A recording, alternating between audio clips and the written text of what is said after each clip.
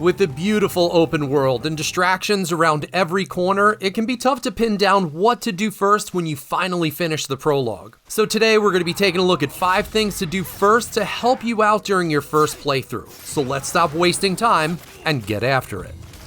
Once you finish at your homestead, just open up your map and put your map marker just to the northeast of Shirahige Falls, and then follow the guiding wind to that location.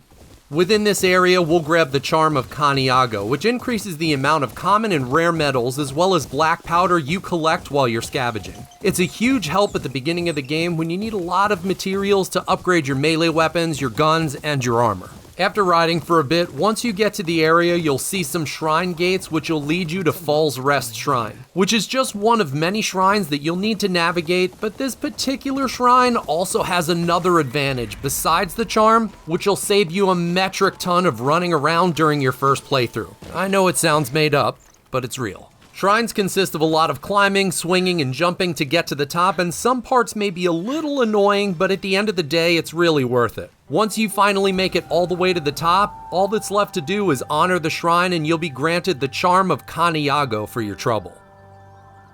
After collecting your charm, right from the shrine you can climb up the rock face nearby just past the small pond and the orange grass, where you'll find a few raw materials at the top as well as a perfect place to pull out your spyglass. It actually took me a lot longer than it should have to realize that you can mark a ton of hardpoints on your map with the spyglass right from here, and all it requires is a little bit of patience, which I really don't have much of. Once you hover over the right area on the map, the crosshairs will actually turn yellow and your controller will vibrate a little, and if you just hold it there for a second or two, you can unlock that particular point of interest, which adds it right to your map. And with a ton of hard points already unlocked, you won't have to run around clearing every little bit of fog, and you won't get every single point of interest from here, but at least it'll narrow down your searching dramatically. The next thing you can do is pick up the Spider Lily armor, which isn't only really sweet looking, but it also has a couple of perks that makes combat really fun. And who doesn't want sweet looking armor right at the beginning of the game? The Spider Lily armor, even at its base level, not only gives enemies a chance to drop throwable weapons, it also increases the stagger damage that you inflict with melee weapons. And to top it all off, staggering enemies gives you a chance to deal stagger damage to nearby enemies as well. As you can see from the map footage, using your home as a main jump-off point, if you head north until you reach the river and then follow that river east until you get out of the canyon, you can just head southeast to the mysterious gate, or you can just trace the zone wall, which is another surefire way to get there. Once you get there, after listening to a little bit of dialogue and then entering the mysterious gate, you'll need to embark on a small mini quest where you'll need to acquire 4 keys to open up the main gate in order to get the armor. Each of these keys can be found in a different area tucked away within the mysterious gate compound. The first key can be found in a chest right at the base of the main pagoda, and the next key can be located in the graveyard, which is at the end of a long path filled with enemies just to the right of the main pagoda. The third key can actually be found deep within a medium-sized cave system that's located just past that smaller pagoda that's within the compound. The final key can be found in a bamboo maze that's right near where you exit the cave. So, the maze isn't really all that tricky, but it'll get super annoying if you don't know the secret to completing it. And you could burn a little bit of time trying to figure it out, or just follow this mini abridged guide. All you really need to do is travel down the paths that have spider lilies in them until you get teleported back to the beginning. Each time you're restarted at the beginning, a new path will have spider lilies growing in it, which is the next path that you'll need to take. Each time you take the correct path, a new piece of bamboo will get added to the stand, and then finally the key. Someone left a key here.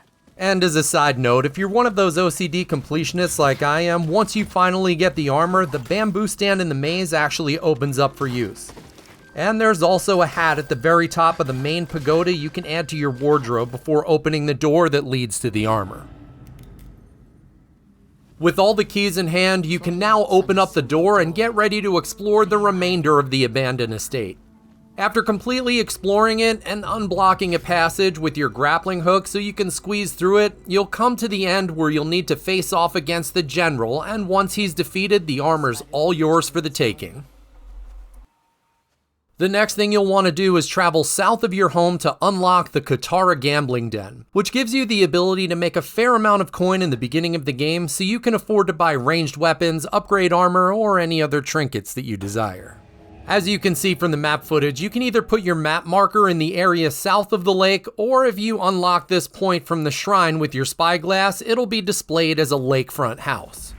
In order to unlock the gambling den and hustle a bunch of people out of their money, you'll need to complete a small side quest that'll automatically start once you try to enter for the first time. Once a side quest is complete, you'll be able to enter the gambling den and play a small mini-game called Zeni Hajiki, where the objective is to flick coins until they touch one another without bumping into too many other coins at the same time or flicking your coin off the table. As you progress, the max bet will increase to 250, allowing you to stack up a bunch of coin in a short time once your Zeni Hajiki skills are on point. Once you're done at the Gambler's Den, you can find and unlock Taro and get some free armor by completing a small cutscene. Taro the Merchant is a random encounter at a toppled cart that can be found in a few different locations, but luckily he was right by the Gambling Den for this playthrough. Once unlocked, Taro also sells weapon kits, armor dyes, charms, and other resources. So with all the mon that you gained playing Zeni Hajiki, you can pick up all the charms he has in his inventory without really breaking the bank. As far as Taro's armor goes, it grants you a spirit gain increase when you're running a cooking bonus from your campfire, and also increases your maximum health and reduces both fire and cold damage, which isn't too shabby for free early game armor. It's also important to note that Taro becomes sort of like a pocket merchant since you can summon him to your camp through the Wolfpack tab in your menu, which makes it really convenient when you need supplies in a pinch. Lastly, and I guess it's a no-brainer for most and more of an epilogue than really a sixth thing, but you want to set your sights on the closest gold story quest, which will unlock a few key things that you're gonna need to push forward. The Old Inn quest is the closest gold quest to your home, and it'll offer a couple pretty cool features for the price of one. Or maybe two, but who's counting? By completing the quest, you'll unlock Onryo's Howl, which is an awesome ability that takes consecutive kills to build up, but resets to 0 every time you're hit. Another important unlock here, and one that you can spend all your gambling winnings on, is the Bow Merchant, who sells both the short bow as well as the long bow, which carries a hefty price. While these particular unlocks are right in your face and part of the story, there are other items in obscure, out-of-the-way places that are often overlooked, but that's a story for another time. Stay safe out there, and as always, good hunting.